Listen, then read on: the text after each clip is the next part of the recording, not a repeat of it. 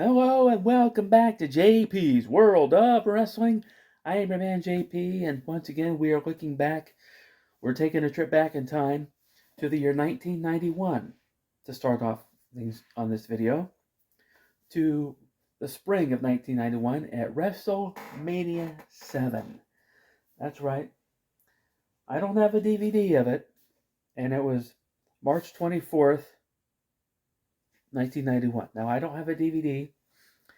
Somewhere I have the anthology DVD, but I don't know where the anthology is at this moment. It's probably in one of my storage bins somewhere that I have to dig out, but I do have something to display as a frame of reference, and that's this.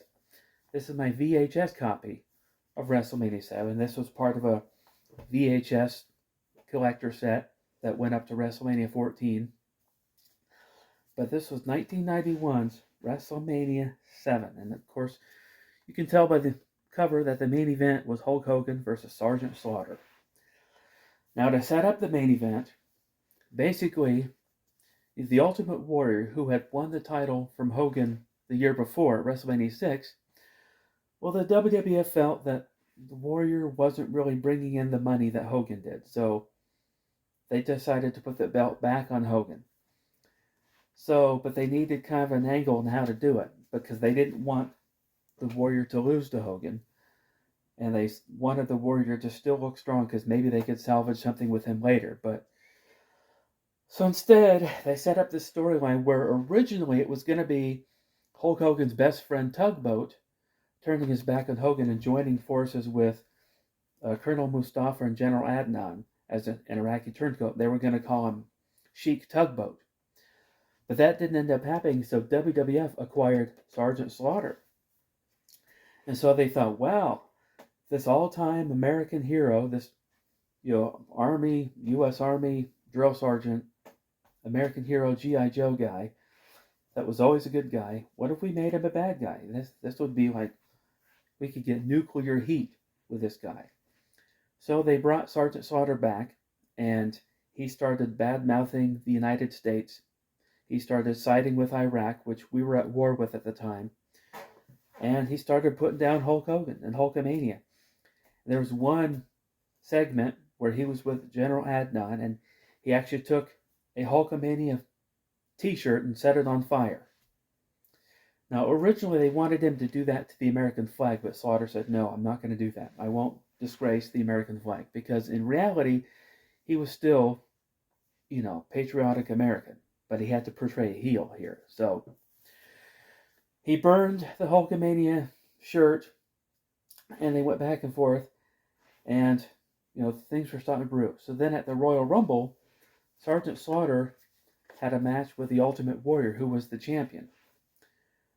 So early on in that night, the Ultimate Warrior got challenged by Macho Man, by Macho King Randy Savage, in which the Warrior told him, no, I'm not going to give you a title shot just because you asked for it.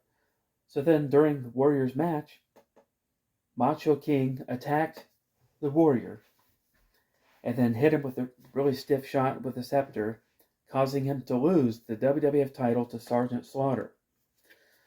And that was like a really controversial thing, because that caused Sergeant Slaughter to get really nuclear heat, because he was a really hated man at the time. So that set it up for Hulk Hogan stepped up. He's like, I'm true blue, red, white, and blue. I'm the All-American, and I'm challenging you, Sergeant Slaughter, to a match at WrestleMania. So Sergeant Slaughter said, bring it on, Hogan. So that set up the main event. But there were other matches on WrestleMania 7 as well. There were a lot of matches. It was a loaded card. But a couple of the other matches that really was of interest to me was a blindfold match. Jake the Snake Roberts against Rick the Model Martel. Rick the Model Martel had squirted Jake in the eyes with his arrogance on the Brother Love show, and it left Jake completely blind for months. So finally Jake gains his sight back, but then he challenges Martel to a match at WrestleMania 7. It's like, okay, man, you want to know what it's like to be blind? How about we do a blindfold match, and I'll beat you. And then the model Martel said, "Okay, fine, Jake, you win. I'll fight you. I'll fight you in a blindfold match." Now, if you go back and look at the footage, you can tell that the guys were not really blindfolded. They put these hoods over the heads. When the camera hit it just right, you could kind of see the mesh where they could totally see out it. But that didn't matter. It didn't. To me, it didn't really take away from the story of the match. Anyway, Jake ended up winning the match. He hooked the DDT, got the 1-2-3, was victorious. So then, one of the feature matches was a career match. Because of what happened at the Royal Rumble, the Ultimate Warrior challenged Macho King Randy Savage to a career match. So the Ultimate, it was kind of a long match. It was a little bit long for my taste, but the Warrior ended up winning the match. So Macho King ended up losing, and immediately after that, he was attacked by his manager, Sensational Sherry. So she starts kicking him, punching him down, beating him down. He'd already taken a beating from the Warrior.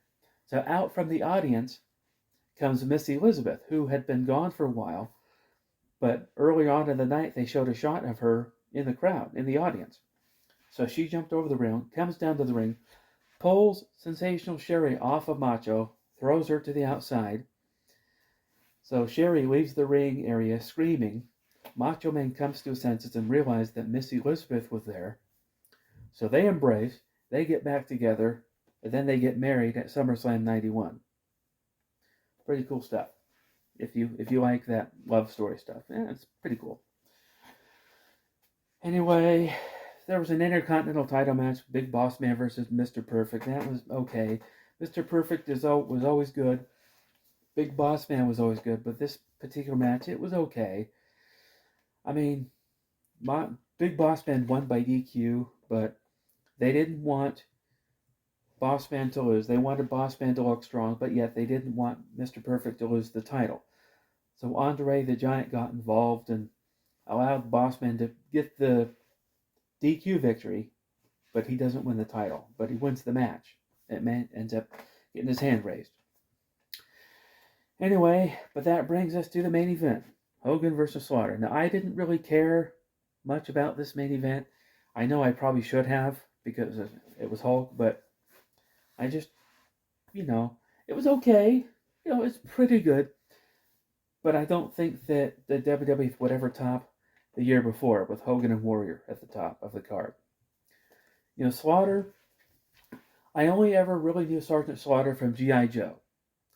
I knew him as a character on the G.I. Joe cartoon, but I didn't really know him other than his return to the WWF as a wrestler. I know in the late 70s and early 80s, Sergeant Slaughter was like really, really over. I mean, he was like over like Hulk Hogan was in the late 80s. But Slaughter, he was over big time. I think he had a big feud with Pat Patterson or something. I don't know. And he had a feud with the Iron Sheik. But nevertheless, Sergeant Slaughter was back. And this is really the only time I had ever really known Sergeant Slaughter as a wrestler. Because I didn't really remember him before. I just knew him from G.I. Joe. So anyway, WrestleMania 7, pretty good. If I had to rank it like 1 to 5 stars, I would probably rank it maybe 2.5 to 3 stars. It was pretty good. It wasn't over the top good, but I still enjoy it. So that brings us to the very next year, and that would be this one, WrestleMania 8. Sunday, April 5th, 1992. From the Hoosier Dome in Indianapolis, Indiana, which I think a venue that's no longer there. It was later changed to the RCA Dome, but now I think they tore it down. But anyway, this one was okay. Again, it wasn't bad, but it also wasn't super fantastic. This one could have been a whole lot better had they switched things up. Had Hogan wrestled Flair. Maybe if Sid had wrestled Macho, I don't know, but WWF had Hulk Hogan and Ric Flair, the two biggest names of wrestling, in the same company. They had the means to put this main event together, but they didn't. And from what I understand, it's because they tried Hogan and Flair on the house show circuit, and it didn't do too well. But to all of us other wrestling fans that knew the epic nature of this match, it should have been a big deal. I mean, they should have had Hogan and Flair. Hindsight being 2020, I don't know, but that's just me. That's what I think. And then I think they could have done something with Macho Man and Sid. But I mean, I kind of do like the storyline between Flair and Macho, where Flair was kind of trying to move in on Elizabeth, and it made Macho jealous, and they did this whole jealousy angle, and Macho Man won the title from Ric Flair at this event. Ric Flair was the champion. He had won the title. Uh, he had won the title in a controversial fashion involving The Undertaker and Hulk Hogan, but or actually he had won it in the Royal Rumble. That's where he won the title.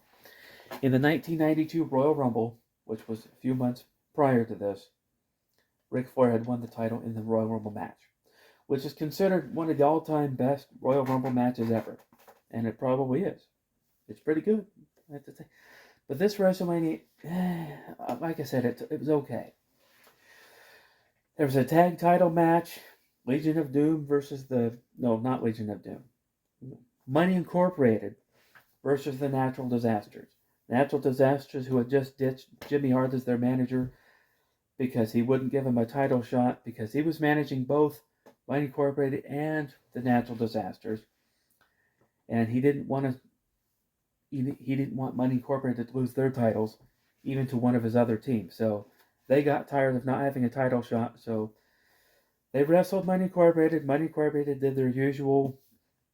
They were outmatched and outmatched.